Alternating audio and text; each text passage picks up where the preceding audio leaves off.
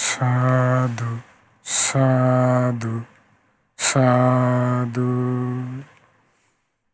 नमस्कार වේවා බුදුරුවනට සැමදා බුදු හිමි සරණ යමි නමස්කාර වේවා ධම්රුවනට සැමදා සදහම් සරණ යමි නමස්කාර වේවා සංඝරුවනට සැමදා මහා සංඝ සරණ යමි නමස්කාර වේවා තුනුරුවනට සැමදා තිසරණ සරණ යමි සාදු සාදු සාදු අපට මේ උතුම් ධර්මය කියා දෙන ගුරු දේවෝත්තම කල්යාණ මිත්‍ර පින්වත් ලොකු ස්වාමීන් වහන්සේට ඔබ අප සියලු දෙනාගේම නමස්කාරය වේවා සාදු සාදු සාදු ශ්‍රද්ධාවන්ත පින්වත්නි දැන් අප ශ්‍රවණය කරන්නේ සත්‍ය පාරමිතාවට අයත් බෝසතාණන් වහන්සේගේ චරිතයෙන් ඒ සත්‍ය පාරමිතාව පිළිබිඹුවන අවස්ථාවන් පිළිබඳව ගියවර අප සාකච්ඡා කළේ ඒ සත්‍ය පාරමිතාව සම්බන්ධයෙන් සත්‍ය කියන කරුණේදී ඔබට තේරුම් යන්න ඇති සත්‍ය කියලා කියන්නේ එතනදී ඇත්ත කියන කරුණ. සත්‍යයෙන් සත්‍ය කියන්නේ ඇත්තෙන් ඇත්ත ගලපනවා.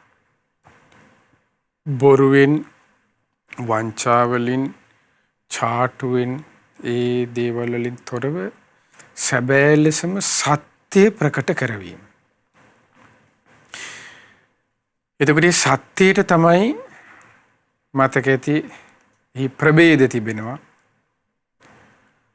ඒ තමයි තමා දිවි හිමියෙන්ම ඒ සත්‍ය රකින්නවා. දැන් අපි අහලා තියෙන පාරමිතාවන්ගේ දැන් සත්‍ය පාරමිතා, උපපාරමිතා, පරමත්ත පාරමිතා වශයෙන් ඔහොම විස්තර වෙනවා.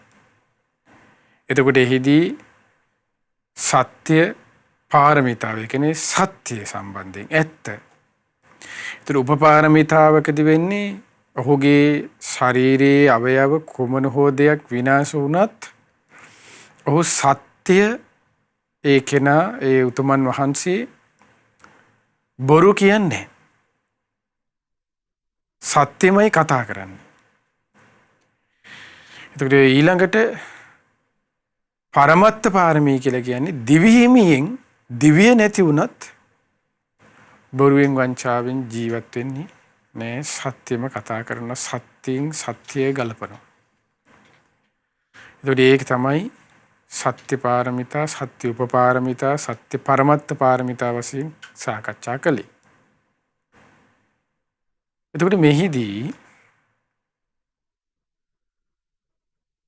බෝසතාණන් වහන්සේගේ චරිතය ගත්තාම ඒ බෝසත් චරිතයට අදාළව තිබෙන සත්‍ය ඒ පාරමිතාවන් වලට ඔබට මතක ඇති දැන් මේ පාරමිතා කියන එක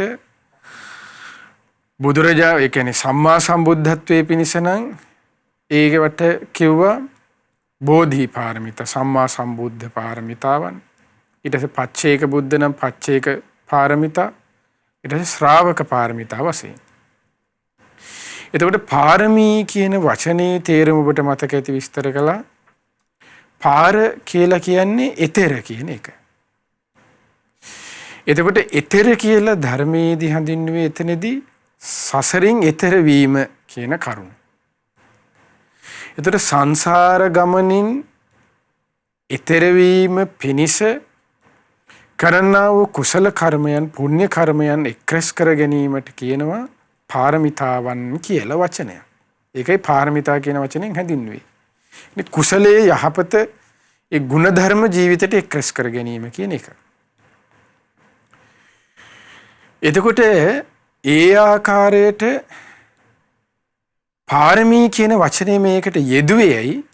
එහෙනම් පින කුසලයේ කියන එකෙන් නවත්තන්න පුළුවන් තිබෙන්නේ නැතුව පාරමී කියන එක හැඳින්වුවේ. ඒ පාරමී කියන වචනය විග්‍රහ කළා. දැන් පාර කියන්නේ ඊතරනේ. සසරින් ඊතර වීම පිණිස උපකාර කරන්නා වූ පුරුදු කරගත යුතු අංගයන්. පුරුදු කරගන්නා වූ අංගයන්. දාන, සීල, නෙක්ඛම්ම, සත්‍ය, විරිය, අදිෂ්ඨාන, ඊට පස්සේ මොකද්ද මේ ශාන්ති, මෛත්‍රී, උපේක්ඛා ආදීන ওই දසපාරමිතාව. එතකොට ඒ අංගය. එතකොට ඒ අංගයන් වල දැන් අපි ගත්තොත් එහෙම ඇත්තටම තියෙන ගුණයක්. ගුණධර්මනේ තියෙන දානීය තුල, සීලයේ තුල, ඉවසීම තුල, වීරිය තුල, මෛත්‍රිය තුලින්, උපේක්ෂාව කියන කරුණෙන්, සත්‍යය කියන අද අප සාකච්ඡා කරන මේ කරුණෙන් හැම එකම ගුණධර්ම. ඒතර ගුණධර්ම කියන වචනයටත් එහා ගොස් පාරමී කියන වචනේ දැම්මේ ඇයි? ඒකට ශාස්ත්‍රඥාංශ දේශනා කළේ ඒ පාරමී කියන වචනය තුල ඒ ගුණධර්ම වලට අන්නේ පාරමී කියන වචනේදී ඔබට මතක ඇති චර්යා පිටකයේ කුද්දක නිකායේ පොත් වහන්සේගේ විස්තර කරනවා කොහොමද තණ්හාවට දාස නොවූ කියන කරුණ. ඊළඟට තමයි දිට්ඨි මානයන්ට දාස නොවූ කියන කරුණ. එතකොට අද කාලේ යම් පිනක් දහමක් කෙනෙක් කරන්න යන විට ඒ පින දහම සමහර විට ඒ කෙනා කරන්නේ තණ්හාවට දාස වෙමින්, මානයට දාස වෙමින්, දෘෂ්ටියට දාස වෙමින්. එතකොට මේ දෘෂ්ටියට, මානයට, තණ්හාවට ඒ කරන කුසල කර්මය මුල් වුණොත් අන්නේ එය පාරමිතාවක් වෙන්නේ නැහැ. ඒ කියන්නේ පාරමිතාවක් කියන්නේ නිවන පිණිස උපකාර වෙන අංගයක් වෙන්නේ නැහැ. ඒකෙන් යම් කිසි දැන් මේ පාරමිතාව කියන වචනේ නිවන පිණිස කියන ඉලක්කය තමයි 100%ක්ම තියෙන්නේ. නිවන පිණිසයි ඒ දේ කරන්නේ. දැන් ඉතිරි සමහරලාට ඒ කියන්නේ පිනක් කරලා සමහරට කෙනෙක් කුසලයක් කරලා නිවන නෙමෙයි බලාපොරොත්තු වෙන්නේ. සමහරට ඒ කෙනා ලස්සන රූපේ, ලස්සන කටහඬ, ඊට පස්සේ ලස්සන නෝන කෙනෙක් හම්බෙනවා කියලා. ඊට දැන් අද කාලේ ශ්‍රුවන් මාලි සෑය වඳින්නේ සමහරු බබා හම්බෙන්න ඕන කියලා තමයි සෑය වඳින්නේ. ඊට පස්සේ සමහරු සෑය වඳින්නේ කෙල්ලෙක් හොයලා දෙන්න කියලා. සුදු මල් වට්ටිය අරන් යන්නේ. සුදු මල් පොකුරක් අතේ දරාගෙන එහෙනම් සොහනටන ගියේ මේ යන්නේ සෑයට යන්නේ. එතකොට ඒ වගේ අදහසින් යන ඒව නිවන ඉලක්ක කරගෙන යන ඒවා නෙමෙයි. එතකොට ඒ වගේ ඒකේ ඒ පිනක් වෙනවා, සෑයක් වෙන්දහම පිනක් රැස් වෙන. හැබැයි ඒක මහත්ඵල නැහැ. ඒ ඉලක්කයේ තියෙන නිවන නෙමෙයිනේ. එයාගේ ඉලක්කයේ තියෙන නෝන හදාගන්න. එයාගේ ඉලක්කයේ තියෙන මේ දරුවෙක් ගන්න. එතකොට නිවන පිණිස මුල් කරගනිමින් ඒ අධිෂ්ඨානයෙන් යුක්තව යම් දෙයක් කරනවා නම් ශ්‍රාවක භූමියක තුල සිටමින් අන්න ඒක ඔහුගේ පාරමිතාවක්. ඒට පාරමිතාවක් කියන්න පුළුවන්. එතකොට නිවන ඉලක්ක කරගන්න. වෙන එතනින් පහළ ඉලක්කයන් ඔහුගේ නැහැ. එතකොට ඒ ගුණධර්මයේ පිරීම හේතුවෙන් ඒ උතුමන් වහන්සේට සසර ගමනේදී යම් මහා පුණ්‍ය සම්භාරයන් තියෙනවා නම් ඒ පිරීම හේතුවෙන් සම්මා සම්බුද්ධත්වයේ පච්චේක බෝධිය නැත්තම් ඊළඟට ශ්‍රාවක අවබෝධයන් කරා යන්න පුළුවන්. එතකොට දැන් කෙනෙක් හිතන්න පුළුවන් එහෙනම් මමත් බුදු වෙනවා පාරමී පුරලා කියලා. එතකොට එහෙම හිතන්න තරම් ඒ මහා පිං ස්වභාවයක් කරගන්න අද ඒ වගේ ස්වභාවයක් නැහැ අද. මොකද ඒක හරියට අර උපමාවකින් කිව්වොත් ඒක තේරුම් ගන්න මෙහෙම. ඒ කියන්නේ නිකන් ලාමක සාමාන්‍ය දෙයක් කරලා මහා දෙයක් බලා. ඒ කියන්නේ කරත්තෙකුයි කාරෙකුයි තියෙනවා. කාර් එකේ ස්පීඩ් එක කරත්තෙන් බලාපොරොත්තු වෙන්න බෑනේ. ඒකට සසඳන්න බෑනේ. අන්න ඒ වගේ. කියන්නේ සාමාන්‍ය නිකන් ලාමක දෙයක් කරලා උතුම් දෙයක් බලාපොරොත්තු වෙන්න බෑ. එතකොට ඒක ශ්‍රාවක අවබෝධයක් කරා යෑම පිණිස නිවන මුල් කර ගනිමින් තම ශ්‍රාවකයන්ටත් පින්දහම් කුසල් දහම් ශාස්ත්‍රණසේ දියුණු කරගන්න කිව්වේ. ඒ පින්දහම් කුසල් දහම් තමයි මේ විවිධ පරයයන්ගෙන් තියෙන දානය කියලා, සීලය කියලා, මෛත්‍රිය කියලා, උපේක්ෂාව කියලා, සත්‍යය කියලා. ඊට පස්සේ වීරිය, අදිෂ්ඨානය, නෛෂ්ක්‍රම්‍ය, ඉවසීම, මේ දසපාරමිතා, දස කරුණු මේ. එතකොට මේ හැම කරුණක්ම ඒකයි බුදුරජාණන්ස දේශනා කළේ ඔබට මතක ඇති යම් පිනක් කළාට පස්සේ ඒ පින චිත්තාලංකාරයේ මුල් කරගනිමින් කරන්න කියලා. එතකොට සිත අලංකාර කරන වෙන්නේ වල් අදහස් වලින් නෙමෙයිනේ. රාගයෙන් නෙමෙයිනේ. සිත අලංකාර වෙන්නේ ද්වේෂයෙන්, ක්‍රෝධයෙන්, පලිගැනීමෙන්, මාන්නයෙන්, එකටක කිරීමෙන්, ඊර්ෂියාවෙන්, ඒ වගේ නෙමෙයිනේ. ද්වේෂ රහිත බවෙන්නේ. මෝහයෙන් නෙමෙයිනේ. එතකොට ඒ දේවල් වලින් නෙමෙයිනේ. එයින් බැහැර වීම. එතකොට තමයි මේ සිත අලංකාරයි කියන්න පුළුවන්. එතකොට මේ චිත්ත අලංකාරයේ පිණිස තමයි භාග්‍යතුන් වහන්සේ යන්න දේශනා කළේ කුසල් දහම් ජීවිතයට එක්රස් කරගන්න කියලා. එතකොට ඒකයි පිනක කුසලයක තිබෙන ඉලක්කය. ඒ ඉලක්කය හේතු වෙන්නේ ඒ කෙනාට සාක්ෂාත් විය යුතු දේවල් ඔහුට සාක්ෂාත් වෙනවා. පිනේ ආනිසංශයක් විදිහට අමුතුවෙන් ඒ කෙනාට පතන්න දෙයක් නෑ. ඒ හේතුවෙන් ඔහුට ලස්සන රූපයක්. දැන් පිනේ ආනිසංශ විදිහට ඒ ආනිසංශ විදිහට තියෙනවානේ. ආයු, වර්ණ, සැප බල. දැන් දානීය ආනිසංශ වලට තියෙන්නේ. දානීය විදිහට කුමක්ද ලැබෙන්නේ? බුදුරජාණන් දේශනා කරන ආයු වන්නෝ සුඛම් බලං. එතකොට ආයුෂේ, වර්ණය, සැපය, බලය ඒ කරුණ ඔහුට දන් දීලා පතන්න දෙයක් නෑ. දානී දීමේ ආනිසංසයේ විදිහට ඒ පුණ්‍ය විපාකයේ විදිහට ඔහුට ඒක ලැබෙනවා. ඒ ධර්මතාවය. එතකොට දන් දීදී මම සුගතිය යන්න කිය හිතන්න දෙයක් නෑ. ඒ කියන්නේ ඒක නා කොළඹට යන මාර්ගයේට කඩුවෙල දැන් මෙතන අස්පු ඉස්සරහින් බස් එකට හෝල්ට් එකට ගිහිල්ලා බස් එකට නැගලා හරියටම යන්න ඕනේ. ඉතින් කොටුවේ බස් එකක් ගන්න ඕනේ. කොටුවේට යන බස් එකට නැග්ගොත් ඒක නා කොටුවට යනවනේ. ඒ කාලයයි වෙනස් වෙන්නේ, අඩු වැඩි වෙන්නේ. ඒ යන වාහනේ ඒ යන මාර්ගයේ යන මාර්ගයේ එකම තැනට නම් යන්නේ. අවසාන ඉලක්කය කොටුව කියන තැන නම්, නිවන කියන තැන නම් යන කරුණට උපයෝගී කරගන්නා වූ දෙයින් එහෙන් තමයි ඔහුගේ කාලය තීරණය වෙන්නේ. එතකොට ඒට කලබල වෙ යුතු නැහැ. ඒක ඔහුගේ වීරිය මත, සිහිය මත, නුවණ මත ඒක තීරණය වන්නේ. එතකොට යන මාර්ගයේ ඒකායන ඉලක්කයේ තිබෙන්නේ නිවන නම් ආනි කුසල් දහම් වල ඔහුව රැගෙන යන්නේ අනි නිවන කරයි. ඒ කුසල් දහම් තමයි මේ පාරමී කියලා තියෙන්නේ. එතකොට එහින් එකක් තමයි මේ සත්‍ය. එතකොට ඒ සත්‍ය තුල තිබෙන්නේ ඇත්ත. ඒ ඇත්තට උපයෝගී කරගන්නේ කුමක්ද? තමාගේ ජීවිතයේ තිබෙන යථා ස්වභාවය. ඒ පුද්ගලානුබද්ධව. ඒ පුද්ගලයාගේ තුල තිබෙන යම් සත්‍යවල තියෙනවනේ. යම් ඒ පුද්ගල හෘද සාක්ෂිය, ඔබේ මගේ හෘද සාක්ෂිය, අපි එක එක්කෙනාගේ සැබෑ සත්‍ය, සැබෑ ස්වરૂපය ඔබ මම අපි කවුරුත් දන්නවනේ. අන්න එයයි ඔහුට සත්‍යයක් කරගන්න පුළුවන්. අන්න එයයි ඒ කෙනාට ඇත්තක් කරගන්න පුළුවන්. අන්න එයයි ඔහුගේ සත්‍ය ක්‍රියාව ඔහුට කරගන්න පුළුවන්. එතකොට මේ සත්‍ය ක්‍රියාවට අපිට උපයෝගී කරගන්න පුළුවන් මහානිසංසම දේ, උතුම්ම දේ තමයි අපිට අපේ තිසරණය. බුද්ධ රත්නේ සත්‍යානුභාවය, ධම්ම රත්නේ සත්‍යානුභාවය, සංඝ රත්නේ සත්‍යානුභාවය,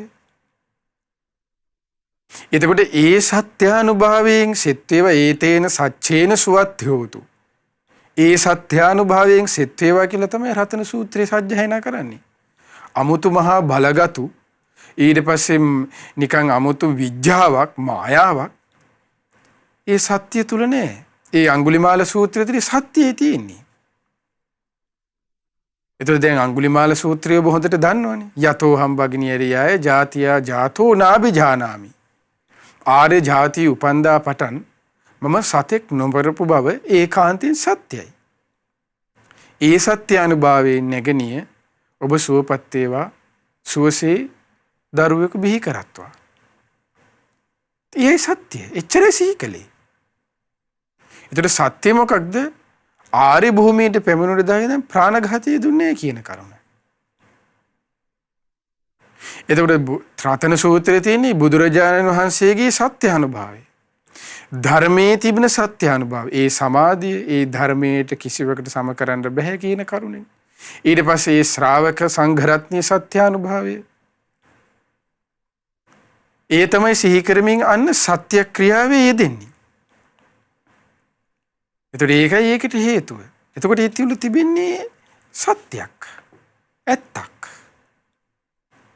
එතකොට ඒ වගේ අප බෝසතාණන් වහන්සේගේ බෝසත් අවදීෙදිත් ඒ සත්‍යයෙන් ඒ ඇත්තෙන් ඇත්ත ගලපලා ඊට පස්සේ සත්‍ය ක්‍රියාව තුළ යෙදෙමින් සත්‍ය වචනේ කතා කරලා තමන් අතින් වෙච්ච වැරදි වලට තමන් අතින් වෙච්ච අඩුපාඩු වලදී ඒ අවස්ථාවවලදී ඇත්ත කතා කරලා තම ජීවිතේ සාර්ථක කරගත්තා වූ උතුම් අවස්ථා හරි ලස්සනට තියෙනවා. ඒ මේ චර්යා පිටකේ විස්තර කරමින් ඒ ජාතක කතාවල. දැන් ජාතක කියන එක අයිතිවන්නේත් කුද්දක නිකායටනේ. ඒතර ජාතක කතාවලට අන්න ඒ කොටස් ටික විස්තර කරනවා. දැන් චර්යා පිටකේ පාරමිතා විස්තර කරනකොට කුද්දක නිකායේ මේ මෙහිම විස්තරය විතරයි යන්නේ. එතකොට ඊට සම්බන්ධ ජාතකයේ තියෙන ජාතක කතා පොත් වහන්සේගේ ජාතක පොත් වහන්සේගේ. එතකොට මේ සත්‍යයෙන් මේ ඇත්ත ගලපලා කරන හරි ලස්සන විග්‍රහයක් තියෙනවා. ඒ බෝසත් අවදීදී අප මහ බෝසතාණෝ දීපායන කියන නමින් තාපසයෙක්ව හිටියා. ඒ කියන්නේ අප මහ බෝසතාණන් වහන්සේ 80 කෙලක් ධනෙ තිබෙන බ්‍රාහ්මණ පවුලක උපත ලැබුවා. බරණැස. ඒ උපත ලැබුවේ දීපායන කියන නමින්. එතකොට මේ දීපායන බමුණු කුමාරයා තරුණ වයසේදීම ඒ සැප සම්පත් අතහැරලා තාපස වෙස් අරගෙන බණ භාවනාවේ යෙදුණා. එතකොට මේ දීපායන තවුසානන්ට හිටියා තරුණ කාලේ ධම්ම ළමා කාලේ ධම්ම යාළුවෙක් මණ්ඩව්‍ය කියලා. එතකොට මේ යාළුවා මණ්ඩව්‍ය කියන ඒ අනිත් යාළුවා තමයි මේ දීපායන තවුසට ඒ අසපුව හදලා පන්සල හදලා දුන්නේ ඔයා භාවනා කරගෙන ඉන්නේ කියලා. ඊට පස්සේ මේ මණ්ඩව්‍ය යාළුවා තමයි ඒ තාපසීන් වහන්සේට කණ්ඩ බොණ්ඩ දුන්නේ දම් පැන් දුන්නේ. දැන් ওই විදිහට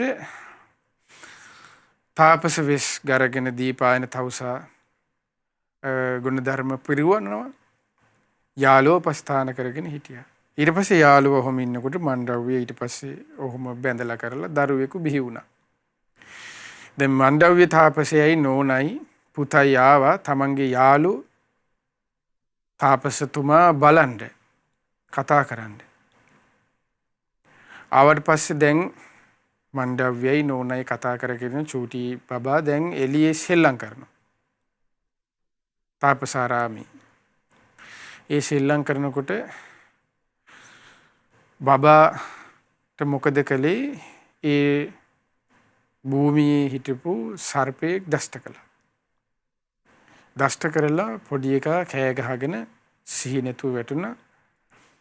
දැන් මේක දැක්කා අර යාළුවයි නෝන දැන් මණ්ඩව්‍යයි බැමිණියයි දීපායන තවුසයි දැක්කා.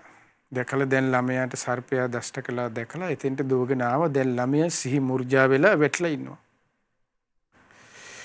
දැන් බැලුවා දැන් කිසිම දෙයක් කරගන්න හැකියාවක් නැහැ. ඊට පස්සේ යාළුවට කියනවා, යාළු තවුසට කියනවා, මණ්ඩව්‍ය දීපායන ඔබ බොහෝ කාලයක් තවුස් වෙස් පිරුවා, ගුණධර්ම වැඩුවා. ඒ ගුණධර්මයන්ගෙන් මගේ පුතා සුවපත් කරලා දෙන්න කියලා සත්‍යක්‍රියා කරන්නකෝ කිව්වා. ඔයා පුරුපු ගුණධර්ම තියෙනවා නේ කියලා. ඊට පස්සේ දීපායන තවුස කියනවා hina වෙලා, එහෙම කොහොමද කරන්නේ? දැන් මට ඒක තේරෙන්නේ නැහැ කිව්වා. ඊට පස්සේ මණ්ඩව්‍ය කියන නෑ අපි අහලා තියෙනවා තාපසින් වහන්සේලා ගැන මන්ත්‍ර තන්ත්‍ර යන්ත්‍ර ඔය වගේ දේවල් තියෙන. ඒ ක්‍රමයකින් හරි මේ පොඩි එකා සුවපත් කරන්න අනේ මගේ දරුවා මැරෙන්න දෙන්න එපා, මෙච්චරයි ඉන්නේ එකම දරුවයි අපිට කියලා. ඊට පස්සේ දීපායන තවුස කියන මම දන්න යන්ත්‍ර මන්ත්‍රයකුත් කිසිම දෙයක්වත් නැහැ, මට කරන්න දෙයක් නැහැ. හැබැයි මම මේ විදිහට සත්‍යක්‍රියා කරන්නම් කිව්වා. කොහොම හරි කමන්නේ සත්‍යක්‍රියා කරන්න කිව්වා. ඔබ දන්න ඔබ ඒ සත්‍යයෙන් ඔබ සත්‍යක්‍රියා කරන්න කිව්වා. එතකොට දැන් දීපායන තවුස තමයි අපමහ බෝසතාණෝ. ඊට පස්සේ දැන් අපමහ බෝසතාණෝ බර පොඩි බබාගේ පපුවට අත තියලා සත්‍යක්‍රියා කරනවා. කොහොමද? මම 12 වසක් දැන් මෙච්චර අවුරුදු 12ක් මම මහාන වෙලා හිටියා. දැන් මේ කියනවා පපුවට අත තියලා මහාන වෙලා හිටියා. ඒක සත්‍යයක්. හැබැයි 12 වසෙන් දවස් 7යි මම සතුටින් මහානකම් පිරුවේ. ඉතුරු ඒ අවුරුදු 12ෙම ඉතුරු අවුරුදු දවස් ඔක්කොම මං සතුටින් නෙමේ අකමැත්තෙන් මේ මහානකමේ හිටියේ. ඒක සත්‍යයක්. දැන් දවස් 7යි මහානකමේ සතුටින් ඉඳලා තියෙන්නේ අවුරුදු 12න්. එතකොට ඉතුරු අවුරුදු ගානම එපා වෙලා ඉඳලා තින්නේ. ඒක සත්‍යයක්. ඒ සත්‍ය අනුභවයෙන් සෙත් වේවා මේ චූටි පුතාගේ නම තමයි යඤ්ඤදත්ත. මේ චූටි යඤ්ඤදත්තය සුවපත් වේවා කියලා සත්‍යක්‍රියා කළා, සෙත් පැතුවා. දැන් මේ ඇත්තෙන් ඇත්ත ගලපෙව්වේ. අවුරුදු 12ක් හිටියා, හරි 12න් 7ක් සතුටින් හිටියා. ඇත්තටම ගුණධර්ම පුරනවා කියන අදහසින් සතුටින් හිටියා. ඉතුරු ටික කලකිරීමෙන් තිත් වෙලා හිටියේ. යන්නේ කවදාද මව්පියෝ දකින්නට කියලා වගේ. ඒතකොට ඒ වගේ හිටියේ. මේ ඒකත් සත්‍යයක් කියලා මේ සත්‍යක්‍රියා කළා. ඊට පස්සේ තියෙනවා මේ ජාතක කතාවේ ඒ පොඩි එක්කනාගේ විස බැස්ස කියනවා. දැන් මුළු ශරීරයේ පුරාම තමයි විස දුවලා තිබ්බේ.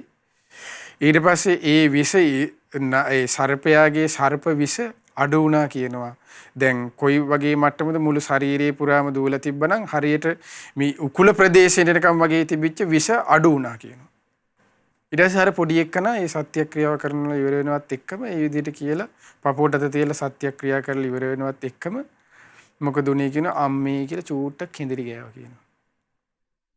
ඊට පස්සේ දීපායන තවුස කියනවා මණ්ඩව්‍ය ඔයා මගේ යාළුවා.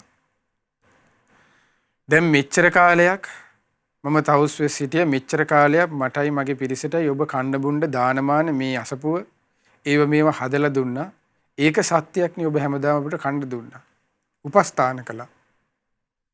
ඒ සත්‍ය සිහි කරලා මේ පුතාට සෙත් පතන්න කිව්ව ඔබේ දරුවට. මණ්ඩව්‍ය මොකද උනේ? hina වෙලා කියනවා එහෙම කිව්වට මම කොහොමද සත්‍යක්‍රියා කරන්නේ? නෑ ඔබ කරන්න කිව්වා. හැබැයි මට මෙහෙම කරන්න පුළුවන් කිව්වා. ඒ කොහොමද? ඔන්න අහගන්න එහෙනම්. හැබැයි මෙහෙම තමයි මට කරන්න වෙන්නේ කිව්වා. කියලා තාත්තා මොකද කළේ? දැන් පුතාගේ පපුවට අත තියලා පුතාට සෙත් පතනවා. කොහොමද? මමම අසපුවක් හදලා දීලා මමම කණ්ඩ දීලා මෙච්චර කාලයක් මේ තාපසින් වහන්සේලාට අපුපකාර කළා. හැබැයි මෙච්චර අවුරුදු ගාණක් මම මේ අසපු හදලා දීලා මෙච්චර කාලයක් කණ්ඩ බුණ්ඩ දුන්නේ මේ මිනිසුන්ට හිතේ සතුටෙන් නෙමෙයි. අර කරන්න බැරිකමට මම ඉතින් බැරිකමට තමයි මුන්ට මේ කණ්ඩ දුන්නේ. ඒක සත්‍යයක් කියලා සෙත් පැතුවා. තමන්ගේ පුතා මගේ පුතා සුවපත් වේවා කියලා. එතකොට දැන් තමන්ගේ අවංක අදහස ඉතින් ඒකෙන් තමයි සෙත් පැතුවේ ඉතින්. ඒ සෙත් පතනකොට මොකද උනේ? අර ළමයාගේ විස දැන් ශරීරයේ වෙදුවොත් එහෙම දැන් ඔන්න මුලින් ඉන හරියට වගේ අඩු වුණා. ඊට පස්සේ ලය මට්ටමට පපුවේ මට්ටමට වගේ දරුවගේ විස අඩු වුණා. ඊට පස්සේ දැන් ඉන්නේ කවුද? අම්මා. නෝනා. දීපායන තවුසයි මණ්ඩව්‍යයි තාත්තයි මොකද කිව්වේ? යඤ්ඤ දත්තට අම්මට තම බිරිඳට කිව්වා නෝනා අපි එකන දැන් ඔයත් එහෙනම් ඉතින් සත්‍යක්‍රියා කරන දැන් අපේ තාපසින් වහන්සේ සත්‍යක්‍රියා කරලා පුතා සූපත් වුණා. ඒතකොට මගෙත් තිබිච්ච සත්‍යය මම කියලා පුතා සූපත් වුණා. ඔබත් යම් සත්‍යයක් සිහිපත් කරන්න පුළුවන් නම් ඒ සත්‍ය සිහිපත් කරලා කොල්ල ගොඩගමු රත්තරන් කිව්වා. ඊට පස්සේ නෝනා කිව්වා සොඳුර ඔයා ඉන්න තැන නම් මට සත්‍යක්‍රියා කරන්න බෑ. සත්‍යක්‍රියා කරොත් එහෙම මට මේ ගෙදර යන්න වෙන්නේ නැහැ කිව්වා. නෑ ඒව මොකුත් හිතන්න එපා. මම මෙහෙම මොකක්වත් නරකක් හිතන්නේ. ඔයා සත්‍යක්‍රියා කරන්න කිව්වා. ඒක ප්‍රශ්නයක් නෑ කිව්වා. තාපසින් වහන්සේත් ඉන්නවනේ ඉන්න තැනම සත්‍යක්‍රියා කරනවා. දැන් නෝනවන්න සත්‍යක්‍රියා කරනවා. කොහොමද? මෙපමණ අවුරුදු ගානක් මම මේ මණ්ඩව්‍ය කියන තාපසයත් මේ බ්‍රාහ්මණයත් එක්ක දීගතුලා කෑවා. මට මෙච්චර අවුරුදු ගානක් මම මේකත් එක්ක හිටියේ තිත්ත වෙලා කියලා. මේ මගේ දරුවට දෂ්ට කරපු සර්පයා ගැන යම් ලෙසක් යම් ආයුරකින් මට තරහක් තියෙනවද? ඒ සර්පයා ගැන යම් මගේ පුතාට දෂ්ට කරපු සර්පයා ගැන යම් පිළිකුලක් තියෙනවද? ඒ වගේ මේ මිනිහා මට පිළිකුල්. ඒ පිළිකුලින් යුක්තවම තමයි මම මෙච්චර කාලයක් මේකත් එක්ක හිටියේ. ඒක සත්‍යයක්. ඒ සත්‍යයෙන් මගේ පුතා සුවපත් වේවා කියලා නෝනා දැන් අම්මා සෙත් පතනවා පුතාට. ළමයා සුවපත් වුණා. ළමයාගේ සියලු විස අඩු වෙලා ළමයා නැකිට්ටා අම්මේ කියලා පොඩි එකා නැකිට්ටා. එතකොට දැන් මේ ස්වභාවය දැනගත්තට පස්සේ දැන් ඊට පස්සේ තුන් දෙනාම ඉතින් සතුටින් ජීවිතේ ඊට පස්සේ ගත කරනවා. දීපායන තවසා මේ ඊට පස්සේ දැන් දීපායන තවසා මේ ස්වභාවය තේරුම් ගත්තට පස්සේ බොහෝ ලෙස කලකිරුණා. කලකිරලා හිමාලයට ගිහිල්ලා අවංක සිතින් යුක්තව ඊට පස්සේ බණ භාවනා කරලා ඊට පස්සේ අවංක සිතින් ඒගොල්ලෝ ආයේ නැවත දම්පැන් පූජා කරලා ඒ හැම දිනම සුගතියට සුගති සම්පත් හිමි කරගත්තා. ඉතින් ওই විදිහට මේ සත්‍යය ගැන හරි ලස්සනට ඔන්න ඔය ආකාරයට මේ සත්‍යක්‍රියාව මේ සත්‍යයෙන් ඇත්තෙන් ඇත්ත ගැලපීම කියන කරුණ. ඒ කියන්නේ යමක තිබෙන ඇත්ත තමයි මේකට වැදගත් වන්නේ. එතකොට තමන්ගේ ඒ කියන්නේ ඇත්ත කියලා කියන්නේ මෙතන තමන්ගේ අවංකභාවය. දැන් නෝනට මොකද උනේ? මේ මිනිහා මට එපා, මේක මහා තිත්තයි, මේ මහා පිළිකුල්. සර්පයා යම්සේ පිළිකුල්ද ඒ වගේ මිනිහා තිත්තයි. තමන්ගේ අවංකභාවය තමයි ඒ කිව්වේ. ඊට මම මෙච්චර කාලයක් මහාන වෙලා හිටිය අවුරුදු 12ක් දවස් 7යි සතුටින් හිටියේ. ඊටු ඔක්කොම මං මේ සිවුරේ හිටියේ අකමැත්තෙන්. එතකොට තමන්ගේ අවංක දේ තමයි කිව්වේ. ඊට පස්සේ මම දන්පැන් දුන්න තමයි. හැබැයි සතුටින් නෙමෙයි මේගොල්ලන්ට මං කණ්ඩ දුන්නේ. අර දෙන්න ඕනවට යාළුවන් ඉතින් නොකරත් බෑ. ඉතින් අන්න ඒ අදහසෙන් තමයි මම දුන්නේ. අවංකකම ඉස්සරහට ගත්තේ. අන්න ඒක මේ සත්‍ය කියන එකේ තියෙන අවංකයිකමයි එන්න ඕනේ. ඒකයි ඇත්ත කියලා කියන්නේ. බොරුව නෙමෙයි. රැවටීම නෙමෙයි. අනේකයි සත්‍යය කියලා කියන්නේ. ඊළඟට හරි ලස්සන විස්තර ඊට පස්සේ තියෙනවා මේ ඒ බෝසතාණන් වහන්සේගේ චරිතයේ තුලම හාරිත ජාතකේ හාරිත තාපසතුමා වෙලා ඉන්නකොට ඒ තමයි හාරිත කියන තවුසෙක් විදිහට අප මහ බෝසතාණෝ හිමාලයේ බණ භාවනා කරගෙන පාඩුවේ යහතින් හිටියා. දැන් ওই විදිහට ඉන්නකොට ඔබ අහලා තියෙනවනේ අර අපි අහලා තියෙන්නේ තාපසෝරු කන්දින් පල්ලයට බැහැලෙනවා කියලා ලුණු ඇඹුල් හොයාගන්න. ඒ කියන්නේ වීලි සලාක ටික හොයාගෙන අප උඩට යන්න කැම ටිකක් හොයාගන්න. ඒ ටික හොයාගන්න ඔන්න ලුණු ඇඹුල් හොයාගන්න කියලා පහලට ආවා. දැන් මේ කොහොම තවසෙද්ද ඉරිදි තියෙන අහසින් ගමන් කරන තවස මේ හාරිත තාපසයා. ඇවිල්ලා මොකද උනේ රජතුමා බරණැස් රජතුමාගේ තාපසතුමා බරණැස් රජතුමාගේ රාජ උයනට තමයි කන්දෙන් කෙලින්ම පාත්තුනේ රාජ උයනට. ඊට පස්සේ උයනට ආවට පස්සේ දැන් රජතුමා රාජ උද්‍යානයේ ඉන්නවා කියලා ආරංචි වුණා. රජතුමා නෙමෙයි තාපසතුමා ඉන්නවා කියලා රජතුමාට ආරංචි වුණා. රජතුමා මේ බව දැනගෙන හාරිත තාපසතුමා ඉන්නවා කියලා දැනගෙන රජතුමා ඇවිල්ලා හාරිත තාපසයාට කිව්වා තාපසතුමනි ඔබතුමා මේ වෙන කොහෙවත් ඇවිදින්න කරන්න යන්න ඕනේ අපේ රාජමාලිගාවට ඉන්න හැමදාම අපි දම් පැන් දෙන්නම් අයි හිමාලය ගානේ බඩ ගන්න යන්න ඕනේ මේ මෙහෙට වෙලා ඉන්න කිව්වා මගේ රාජ උද්‍යානයට වෙලා ඉන්න කිව්වා බණ භාවනා කරගෙන දැන් එහෙම කිව්වට පස්සේ දැන් ඔහොම ඉන්නවා අවුරුදු ගණනාවක් හිටියා රාජමාලිගයට අහසින් යනවා ඊට පස්සේ කැම ටික කනවා ආයෙනවා ඔහොම දැන් ඉන්නවා එක දවසක් රජතුමාට හදිසියෙම කැරැල්ලක් මල්දනය කරන්න වෙන ඈත දුර පළාතකට යන්න වුණා. දේවියට කිව්වා දේවිය මෙතෙක් කාලයක් අපේ තාපසින් වහන්සේට මම අපෝපකාර කළා අපෝපස්ථාන කළා. මම නැති මේ කාලය තුල ඔබ උපස්ථාන කරන්න කියලා දේවියට ඒ උපස්ථාන කටයුතු බාර දීලා ගියා. දේවිය මොකද කළේ? දන් පැන් ටික ඔක්කොම හදලා සේවකයින්ට බාර දීලා තාපසින් වහන්සේ එනකන් කියලා දේවියගේ කාමරේටලා දැන් ඉන්නවා. ඉන්නකොට දේවිය හිටියේ සැහැල්ලු ඇඳුමක් ඇඳගෙන. ඒ කියන්නේ අභ්‍යන්තර ඉන්ද්‍රියයන් මේ පෙනෙන විදිහට සැහැල්ලු ඇඳුමක් ඇඳගෙන තමයි හිටියේ. එතකොට තාපසින් වහන්සේ ආවට පස්සේ මේ ආය ඇඳුම් මාරු කරලා හොඳ වස්ත්‍රයකින් තාපසින් වහන්සේට අපෝපකාර කරන්න කියලා. දැන් තාපසීන් වහන්සේ එන පාර අහසින් එන පාර තියෙන්නේ දේවියගේ කාමරේ ඉස්සරහයි. දේවිය මොකද දේවිය දන්නෙත් නැහැ. දැන් තාපසීන් වහන්සේ දෙන්නම දන්නෙත් නැහැ. දේවියේ සැහැල්ලු ඇඳුමින් යුක්තව අර ඉස්සරහා ඒ මාලිගාවේ ඉස්සරහා සඳුළු තලයට ගිහිල්ලා ආකාශය දිහා බලාගෙන හිටියා. ඈත බලාගෙන එයා හිටියා. තාපසීන් වහන්සේ අහසින් දැන් එතනින් යනකොට දේවිය දැක්කා. දැක්ක තමයි අහසින් ගියේ එදා තමයි එහෙම පාත්තුනාමයි රාජමාලිගයට අය අහසින් යන කතා නෑ ඉවරයි. හාරිත තාපසයාගේ 이르දි පිරිහුණා. ඊට පස්සේ දේවියත් ආවට පස්සේ දෙන්න අතර ඊට පස්සේ දානේ කණ්ඩාපු තාපසයා අවසානයේ වෙන කචල් එකක් තමයි දෙන්න අතර උනේ. ඒ තාපසකම පැත්තට ඊට පස්සේ බත් කණ්ඩාපු තාපසතුමා හැමදාම ඇවිල්ලා දේවිය සමග වාසය කරලා යනවා. දැන් රජතුමා කොහෙවත් ඉන්නේ.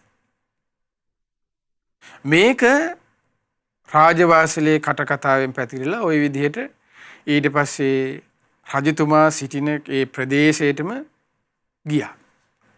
රජතුමා කැරැල්ල මර්ධනය කරලා ආවා. ආවට පස්සේ රජතුමා ඒත් විශ්වාස කළේ නෑ අපේ තාපසින් වහන්සේ මේ වගේ වැඩක් කරයි කියලා. රජතුමා මොකද කළේ? සොයලා බලන්න ඕනේ කියලා ඉස්සරලාම තාපසින් වහන්සේ හම්බෙන්න කියලා හාරිත තාපසතුමා හම්බෙන්න ගිහිල්ලා දැන් රාජ උද්‍යානයේ ඉන්නේ. ගිහිල්ලා ඔබතුමා ගැන මෙන්න මෙහෙම කටකතාවක් කරන මේ වගේ වැඩක් කළාද? මේ වගේ දෙයක් දෙන්න අතර මේ වුණාද කියලා ඇහුවා. ඊට පස්සේ තාපසතුමා හාරිත තාපසතුමා කල්පනා කළා මම මගේ හිත රාගයට යට වුණා. ඒක ඇත්ත තමයි. ඒ හේතුවෙන් මට තිබිච්ච සියලු ධාන සියලු 이르දීන් පිරිහුණා. ඒක හරි. මගේ සීලය මට නැති වුණා තමයි. නමුත් ඒ දේවල් මට නැවත ඇති කරගන්න පුළුවන් මම උත්සාහ කළොත්. නමුත් මම බොරු කියලා නැහැ කවදාවත්. මට නැහැ කියලා මේ රජතුමාව මට කියන්න පුළුවන්. මොකද මම නැහැ කියලා කියපු ෂණයෙන් මේ රජතුමා මා කෙරෙහි පැහැදීමෙන් ඉන්නේ කෙනෙක් කොහොමත් මේ රජතුමා ඒක විශ්වාස කරනවා ලෝකයා මොන දේ කිව්වත්. නමුත් මම බොරු කියන්නේ මම මගේ දිවිය මගේ ජීවිතේ මේ රජතුමා නැති කළත් මම ඇත්ත කියනවා රජතුමාට කියලා. මොකද කිව්වේ මේ හාරිත තාපසතුමා රජතුමනි ඔබ නැති වෙච්ච කාලේ මෙන්න මෙහෙම සිද්ධි වුණා කියලා ඔන්න විස්තර ටික ඔක්කොම කිව්වා. ඔව් රජතුමනි මෙහෙම වුණා. අහසින් ගියේ මම දැන් පයින් යන්නේ කිව්වා. ඒ රජතුමා කල්පනා කළා. රජතුමා කියනවා ඔබ මහා පුදුම කෙනෙක් කිව්වා. වෙන කෙනෙක් නම් අසත්‍යයෙන් අසත්‍ය ගලපලා මේ විදිහට ඔබ දන්නවක ඔබ කෙරෙහි මම අසීමිත භක්තියකින් අසීමිත ආදරයකින් අසීමිත ගෞරවයකින් ඔබ කෙරෙහි මම සිටින්නේ. ඔබ මොනවා දේ කිව්වත් ඔබේ වචනේ මම විශ්වාස කරන බව ඔබ හොඳට දන්නවා තාපසතුමනි. ඒත් ඔබ බොරු කිව්වේ නෑ. ඔබ සත්‍යයෙන් ශක්තිය ගැලපෙව්වරා. ඔබ නැවතත් එන්න කිව්වා. රාජවාසලට මම ඒ විදිහටම ඔබට අපෝපකාර කරන්නම්. ඔබ ඔබේ පිරිහුණ දේ ඔබ නැවත ඇති කරගන්න තාපසතුමනි කිව්වා. ඔන්න අද කාලේ ඔය Facebook වල අනම්මනම් වල ඔය දාන කොල්ලෝ ඉන්නේ හාමුදුරුවෝගේ වැරදි හොය මේ නිකන් මේගොල්ලෝ ඒ කොල්ලෝ හිතන්නේ කොහොමයි කියලාද? ඒගොල්ලෝ හිතන්නේ ඒ කොල්ලෝ බෝසත්වරු කියලා. මේ අමු ගංජා ගහන කසිප්පු බොන කුඩු ගහන මේ කොල්ලෝ මුන් තමයි අර පොඩි Facebook එකක් හදාගෙන ඉතින් අර හාමුදුරු ගොල්ලන්ගේ පොඩි ඇදයක් හොයාගෙන මහා ලෝකෝට දානවා. උන් හිතන් ඉන්නේ උන් මේ බෝසත්වරු කියලා. අම්මා තාත්තේ දැන් ජාතක පරම්පරාව ඔක්කොම බේබද්දෝ. එතකොට අන්න ඒක හිතන්නේ. එතකොට බලන්න මේ රජතුමා ඉවසීමෙන් යුක්තව දැන් තමන්ගේ නෝනත් එක්ක බිසවත් එක්ක මේ ඒ විදිහේම නරක වැඩ කරපු තාපසයටත් බලන්න නැවත ඒ කරුණාවෙන් යුක්ත උදව් කරපු හැටි. තාපසීන් වහන්සේ හාරිත තාපසතුමා ඒ රාජ උද්‍යානයේම සිටමින් නැවත සිත දියුණු කරගත්තා. අර පිරිහුණු 이르දි ධ්‍යාන 이르දි සියල් ඇති කරගත්තා. ඒ ඇති කරගෙන රජතුමාට කියනවා රජතුමනි මගේමයි වැරද්ද. මම මෙච්චර කාලයක් මට අයිති භූමියෙන් මං එළියට ආවා. මට උරුම හිමාලයයි. මගේ වනගත ආරණ්‍යය මට හිමි. මම එතනටම යනවා කියලා ආයේ 이르දියෙන්ම අහසින්ම හාරිත තාපසතුමා ගියා. ඒ රජතුමා ඊට පස්සේ එතෙන්ටම ඊට පස්සේ රාජපුරුෂයන් යාවමින් රජතුමා පවා ගිහිලා නැවත උපස්ථාන කළා. ඒ සියල්ලම පසුව සුගතිය හිමි කරගත්තා. එතකොට ඇත්ත කතා කිරීමෙන් සත්‍ය කතා කිරීමෙන් බේරුණේ ඉතින්. ඒ රජතුමත් ගුණ ධර්ම වලින් යුතුව හිටපු නිසා. ඒ රජතුමා තමයි කියනවා පසු කාලයක සාරිපුත්ත මහරහතන් වහන්සේ. ඒ වගේ සිද්ධි තියෙනවා. එතකොට ඒ හාරිත ජාතකයේදී අපිට ගන්න තියෙන ඒ සත්‍යයෙන් සත්‍ය ගැලපීමේ මේ උදාහරණ මේ. ඊළඟට තමයි මත්ස්‍ය රාජ ජාතකය. දැන් මත්ස්‍ය රාජ ජාතකයේදී ඒ තමයි දැන් අර අපි සජ්ජායනා කරන්නේ මත්ස්‍ය රාජ පිරිත. වැසි පිරිත කියලා කියන්නේ. එතකොට මත්ස්‍ය රජෙක් වෙලා අප මහ බෝසතාණෝ ඉන්නවා පොකුණක තමන්ගේ මත්ස්‍ය පරිවාරය පිරිවරාගෙන. ඊට පස්සේ කාලානුරූප දුර්භික්ෂයක් ඇවිල්ලා නියගයක් ඇවිල්ලා සියල්ලම දැන් ඒ පොකුණ හිඳෙනවා මහා විල. එදිනට පස්සේ අර උකුස්ස කුක්කු ඇවිල්ලා ඒ මාළු කනවා. ඊට ලොකු මාළු මොකද කරන්නේ කොහොම හරි මේ මඩාසට ගිහිල්ලා බේරෙනවා. දැන් තමන්ගේ ජාතිය අය එකිනෙකා මෙරි යනවා දකින්න බැරුව මේ මත්ස්‍ය රාජයා ඒ කියන්නේ බෝසතාණෝ මත්ස්‍යෙක් වෙලා ඉන්නකොට ඊට සත්‍යක්‍රියා කරනවා. සත්‍යක්‍රියා කරවල වැස්ස වස්සවනවා.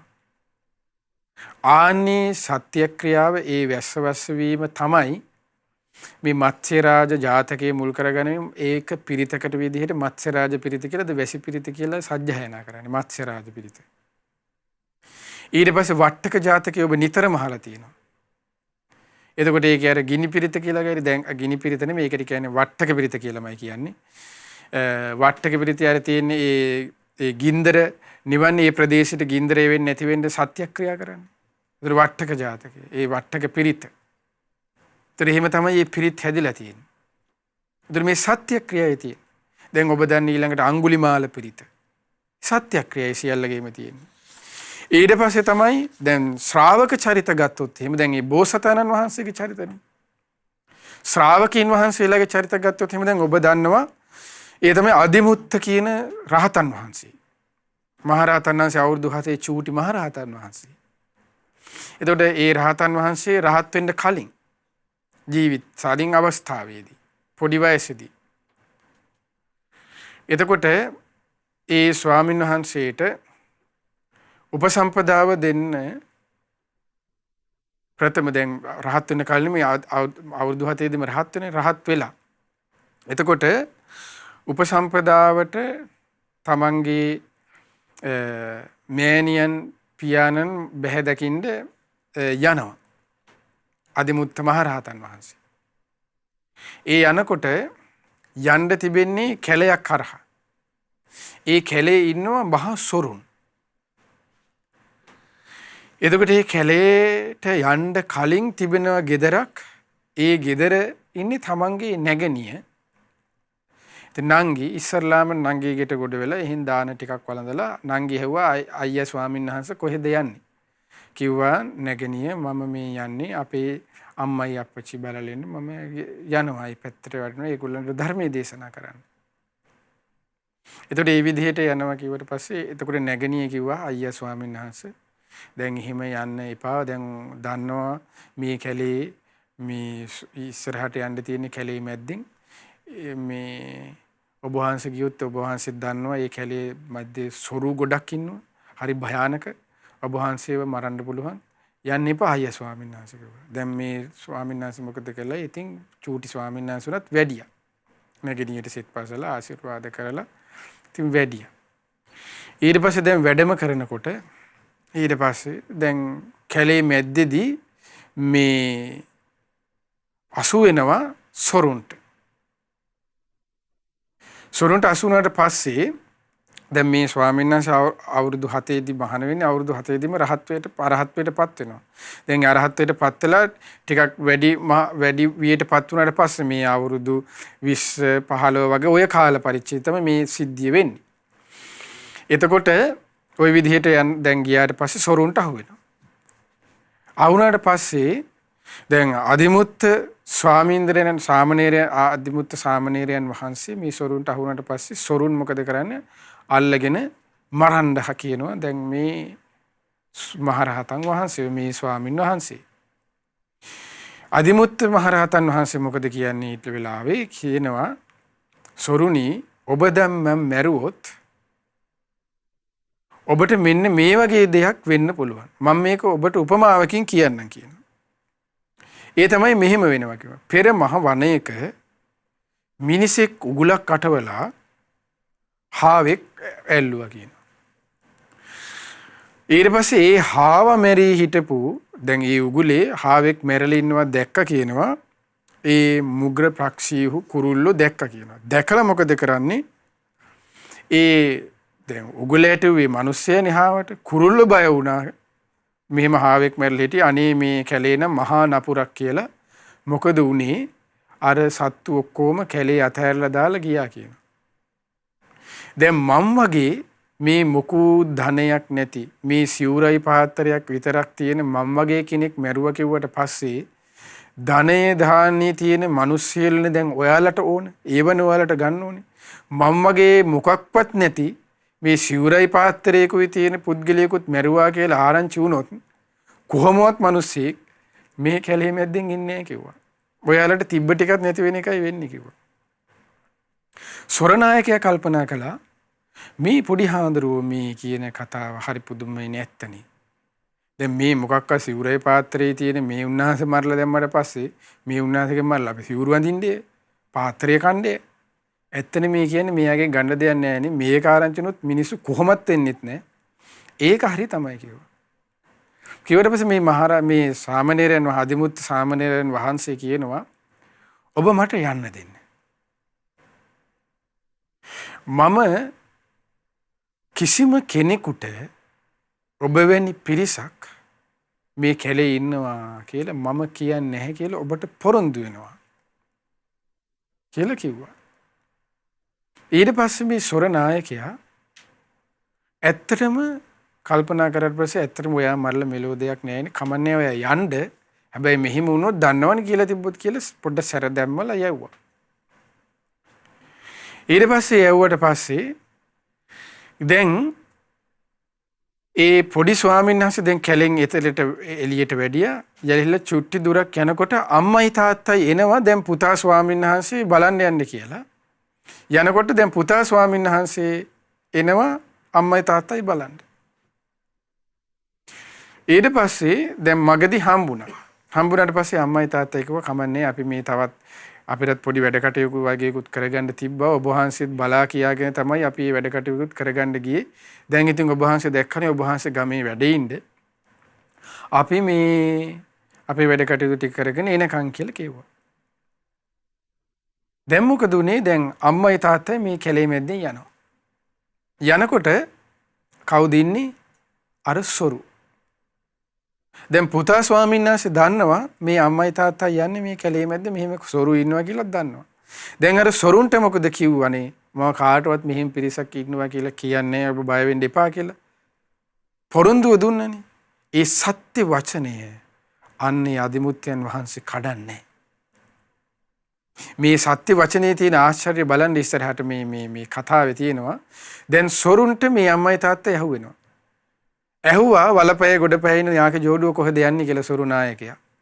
කිව්වා අපි මෙහෙම ගමනක් යනවා මෙන්න මේ වගේ දෙයකට. කොඹලගේ තියෙන ධනෙ දීපන් කිව්වට දුන්නා. එහෙනම් මේ යාගේ ජෝඩුව මරලා දාමු. දැන් උඹලා කොහෙද යන්න හිටියේ කියලා කිව්වා. අපේ හිටිය මෙන්න අපේ ඉන්න පුතෙක් අදිමුත්ත කියලා චූටි ස්වාමීන් වහන්සේ නමක් අපේ මේ ගමන ගිහිල්ලා අපේ පොඩි හාමුදුරුවෝ බලාගෙන අපි ගෙදර එන්න හිටියේ කිව්වා. සොරනායකයා දැන කලින් කතා කරකද අදිමුත්ත මහරහතන් වහන්සේ එක්කනේ හිටියේ. අල්ලගෙන එතකොට දැනගත්තා ඒ ස්වාමීන් වහන්සේගේ නමත් දැනගත්ත කොහොම හරි. සොරනායකයා කිව්වා ඈ අදිමුත්තයන් වහන්සේ මීට කලින් අපි ළඟ නිඳලා මෙහෙම ගියේ. උන්වහන්සේ කිව්වේ නැද්ද මේ මෙහෙම කැලේ හොරු ඉන්නවා කියලා කිව්වා. කියලා කිව්වේ නැද්ද කියලා කිව්වා. ඔබ අම්මයි තාත්තවත් වෙලා. අනේ අපේ පුතා ස්වාමීන් වහන්සේ අපිට මෙහෙම හොරු ඉන්නවා කියලා මෙහෙම මම අහුණා කියලාවත් මෙහෙම කතාවක් අපිට කිව්වේ නෑ කිව්වා. සොර නායකයා ඊට පස්සේ කියනවා ඔබේ පුතා මහා පුරුෂයෙක් කිව්වා. ඔබේ පුතා සත්‍ය ආරක්ෂා කරන්න කිව්වා. ඔබේ පුතා මෙහෙම කියලා විස්තරය කිව්වා. අපි කාටවත් කියන්නේ මෙහෙම සත්‍ය මම ආරක්ෂා කරනවා කියලා. මේ නීච සොරු වෙච්ච අපිටත් පොරොන්දු වෙලා ගියේ කිව්වා. භික්ෂුව ශ්‍රමණය කියන්නේ හරියටම සත්‍ය ආරක්ෂා කරන උතුමන් වහන්සේ නමක් කිව්වා. ඔබේ පුතා මහා පුරුෂයෙක් කිව්වා. ඔබේ ඒ මහා පුරුෂයෙක් වැනි වූ ඔබේ ඒ පුතා නිසා ඔබ නිදහස් කරනවා කිව්වා. ඔබ දෙපළ. ඔබ දෙපළ නිදහස් කරනවා වගේම ඔබේ ඒ පුතා වෙච්ච මහා පුරුෂයා ඒ චූටි ස්වාමින් වහන්සේ අපි හැමෝටම මටත් මගේ මේ සොරේ මුලේ සිටින මේ අපි හැමදෙනාටමත් පෙන්වන්න කිව්වා. ඔබේ පුතා අපේ ගුරුතුමා කරගන්න අපි ආසයි කිව්වා.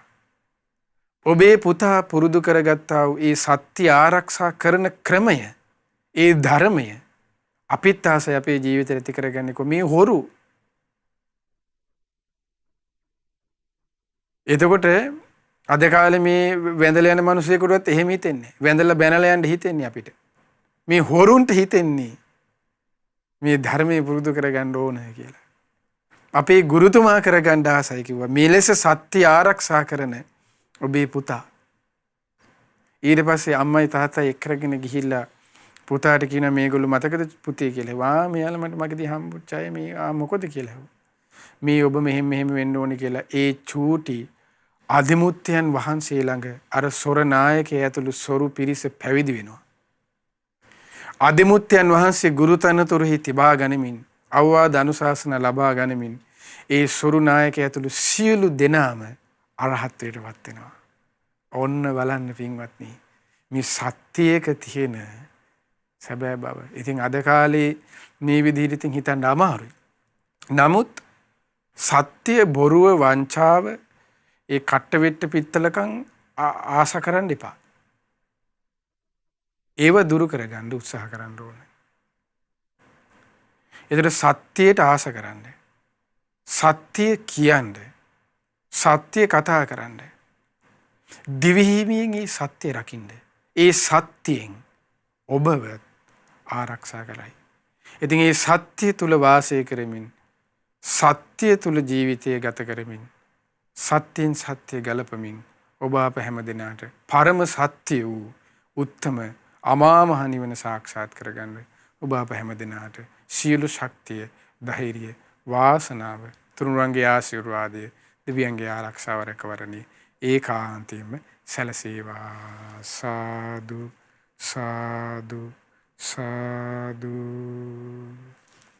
පාරමිතා වෙසක් දේශනාව සඳහා අද දායකත්වය දරන්නේ මිය පරලොවගේ එමලින් නෝනා මෑණියන් සහ මාදිරිස් ප්‍රනාන්දු පියාණන්ට පින් අනුමෝදන් කිරීම පිණිස ඉතාලියේ මෙස්සීනා නගරයේ වෙසෙන පින්වත් ශීලා දයාවංශ දියණියගේ දායකත්වයෙන් යුක්තව රැස් කරගන්ට යෙදුණු සීල පින අපි අනුමෝදන් කරමු. පින් කැමති සීල දෙවිවරුන්ට දතරාෂ්ට විරූඪ විරූපාක්ෂ වෛශ්‍රවණ යන සතර වරම් දෙව්මාර දරුවන්, ඒ වගේම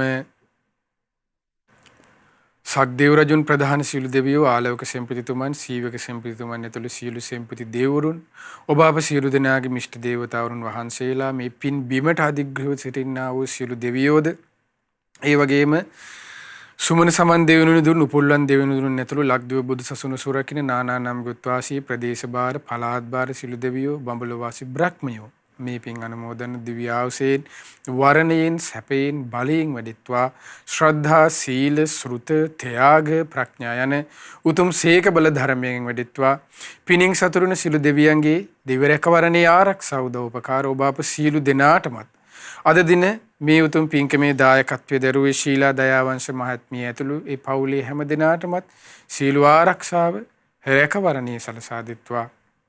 දෙවියෝද බ්‍රහ්මයෝද මේ පින් අනුමෝදන්ව ගෞතම බුදු සසුනේ චතුරාර්ය සත්‍ය ධර්මයේම අවබෝධ කරත්වා.